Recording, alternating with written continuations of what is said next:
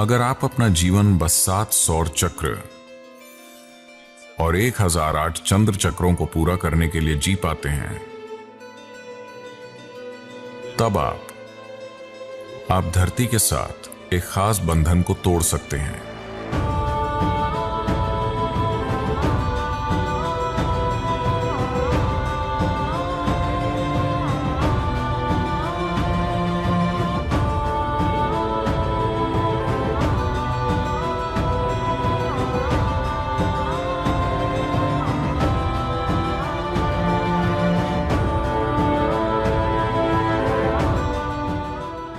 इस पृथ्वी के लिए ऊर्जा का मुख्य स्रोत सूर्य है और आपका शरीर धरती का बस एक टुकड़ा है।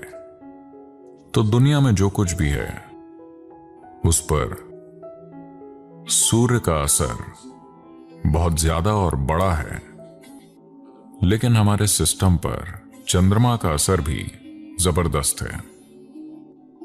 हालांकि इसके पास सूर्य की तरह ऊर्जा उत्सर्जित करने का कोई तरीका नहीं है, लेकिन पृथ्वी से इसकी नजदीकी के कारण ऐसा है।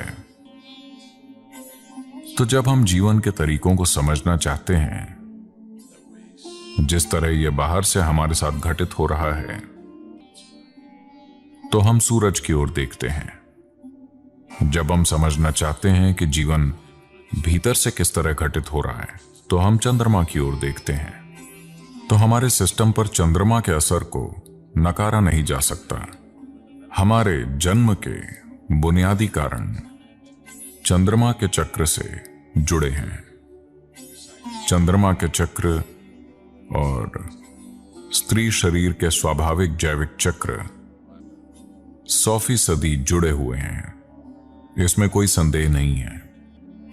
तो हमारे जन्म का मूल स्रोत चंद्रमा के घूमने से जुड़ा है, क्योंकि शारीरिक रूप से हमारे जन्म और हमारे जीवन की जड़ इसी में है।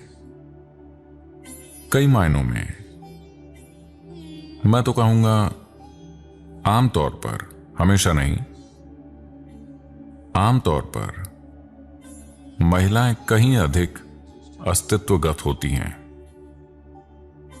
क्योंकि उनका शरीर चंद्रमा की भाषा बोलता है। समय की जानकारी रखने को हमें गलत नहीं समझना चाहिए। घड़ियों द्वारा समय की जानकारी रखना, वो कुछ नहीं जानती, वो बस यंत्रवत चलती रहती हैं। लेकिन मानव शरीर एक अलग तरीके से समय को जानता है, जो यांत्रिक प्रक्रिया नहीं है। वैसे पृथ्वी और चंद्रमा का कक्षाओं में घूमना भी एक तरह से एक यांत्रिक प्रक्रिया है, लेकिन हमारे जीवन पर इसका जो परिणाम या असर होता है वो यांत्रिक नहीं है। ये बहुत जीवंत है। अनुभव के स्तर पर इसका असर बहुत शक्तिशाली है। मानव ऊर्जा के विकास में, इंसान की ऊर्जा प्रणाली के विकास में, अगर यह ऊर्जा प्रणाली 1008 पूर्ण चंद्रमाओं को देख लेती है, जिसमें लगभग 84 साल लगते हैं। 84 एक महत्वपूर्ण संख्या है आज हमारे जीवन में, चाहे हम इसके बारे में जागरूक हों या ना हो। 84 क्यों महत्वपूर्ण है? 7 सौर चक्रों को और 1008 चंद्र चक्रों को पूरा कर लिया होता है, तो इसका मतलब है कि आपकी ऊर्जा प्रणाली एक ऐसे स्तर तक परिपक्व हो जाती है जहां आप अगर किसी आध्यात्मिक प्रक्रिया को नहीं भी जानते, लेकिन ये उस स्तर तक परिपक्व हो जाती है जहां पर यह आसानी से खिल सकती है। मृत्यु के बाद ऐसा बहुत आसानी से हो सकता है। अगर आपके दादाजी की मृत्यु 84 की उम्र के बाद हुई है, तो आपको यह पक्का यकीन हो सकता है कि वो वापस नहीं आ रहे। हो सकता है कि उनको मुक्ति प्राप्त ना हो, लेकिन वो वापस नहीं आ रहे। वो विभिन्न चरणों में हैं। अगर उन्होंने साधना की थी, अगर उनमें कुछ जागरूकता, अगर उन्होंने अपनी देह कुछ जागरूकता के साथ छोड़ी थी, थोड़ी सी भी जागरूकता के साथ, तो निश्चित रूप से वो वापस नहीं आने वाले हैं।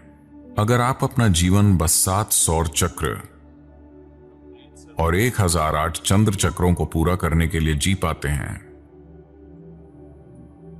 तब आप धरती के साथ एक खास बंधन को तोड़ सकते हैं। पृथ्वी के साथ आपका बंधन टूट गया है, व्यापक रूप से और बहुत आसानी से, बहुत कम मदद से। भले ही आपको किसी भी चीज के बारे में कुछ पता ना हो, बहुत थोड़ी मदद से आप जन्म और मृत्यु के चक्र से परे जा सकते हैं, क्योंकि पृथ्वी और उसके पदार्थ के साथ आपका बंधन, जिसकी याददाश्त को आप अपने भीतर ढोते हैं और आपकी याददाश्त को जो पदार्थ में भी रहती है, उस बंधन को आप तोड़ देंगे। एक बार जब यह बंधन टूट जाता है, तब जो काम किए जाने की जरूरत है वो बहुत आसान होता है। जैसे जैसे जीवन चलाने की चिंताएं कम हो जाएंगी, इंसान स्वाभाविक रूप से ऊंची चीजों का बोध पाने लगेंगे। क्योंकि कर्म बंधन जो उस इंसान को बर्ताव के एक खास पैटर्न में जकड़े हुए है, ढीला हो जाएगा। यही कारण है कि हम कहते हैं कि कोई इंसान अगर 84 साल की उम्र के बाद मरता है, हो सकता है कि उस मूर्ख ने कभी पूर्णिमा के चांद को देखने का आनंद नहीं लिया हो, लेकिन उसके शरीर ने इसे देखा है। हो सकता है कि उसकी आंखों ने नहीं देखा हो, लेकिन उसका शारीरिक स्वरूप 1008 चांद का गवाह रहा है, जिसका मतलब है कि उसकी कर्म संरचना ढीली हो जाएगी। एक बार जब वो ढीली हो जाती है, तो वो तुरंत दूसरा शरीर नहीं ढूंढ सकता। कोई गर्भ उसे स्वीकार नहीं करेगा। इसका मतलब है कि वो यहां वहां घूमता रहेगा और हम उसे बहुत आसानी से ठिकाने लगा सकते हैं। बस यूं ही उसे किसी दूसरी प्रक्रिया से गुजरने की जरूरत नहीं है, भले ही उसने एक बिल्कुल अनभिज्ञ जीवन जिया हो। लंबी उम्र का यही महत्व है। लोग हमेशा आशीर्वाद देते हैं, आपकी उम्र लंबी हो। जरूरी नहीं कि आप मजे कर रहे हैं। अगर ये एक दुखी जीवन भी है, तो भी आप एक लंबा जीवन जिए, ताकि हम आपसे हमेशा के लिए छुटकारा पा जाएं। क्योंकि एक बार जब आपकी कर्म संरचना ढीली हो जाती है, तो एक और गर्भ खोजना मुश्किल हो जाता है। नामुमकिन नहीं, लेकिन मुश्किल। तो यही वो दौर होता है जब कोई ऐसा व्यक्ति मौजूद होगा जो इन चीजों को कहीं पर विसर्जित कर देगा, जहां भी हो। भले ही उन्होंने अपने जीवन में किसी भी आध्यात्मिक आयाम को नहीं जाना हो। तो अगर आप किसी भी चीज के लायक नहीं हैं, कम से कम पर्याप्त लंबे समय तक जिएं।